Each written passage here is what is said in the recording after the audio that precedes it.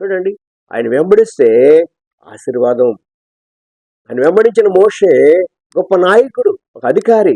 మరి గొప్ప ఆ బాధ్యతను దేవుడు అతనికి అప్పగించాడు. ఎందుకంటే దేవుని వెంబడించిన వారు యెహోషువ ఆయన వెంబడించాడు. ఆయన ద్వారా గొప్ప కార్యాలు జరిగించాడు. ఎరుకో గోడలు కూల్చడానికి యెహోషువ శక్తి, దేవుని ద్వారా శక్తిని పొందిన వాడిగా ఉంటున్నాడు. హాయి పట్టణం మీద జయం పొందడానికి, గొప్ప కార్యాలు హాయిని జయించడానికి దేవుడు గొప్ప కార్యంగా అతన్ని వాడుకున్నాడు.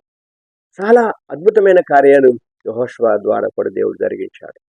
కాబట్టి ఈ రోజున దేవుడు కదా ఆయన వెంబడించే వారిగా ఉన్నామా? ధనవంతుడి వలె వెనక్కి తిరిగి లోకం వైపు తిరిగే వారిగా ఉన్నామా? వెంబడించేవారు నిజంగా దీవెనలు, పరలోకములో ఒక ఆశీర్వాదము అని ప్రభువారు ఎలా బోధించాడు?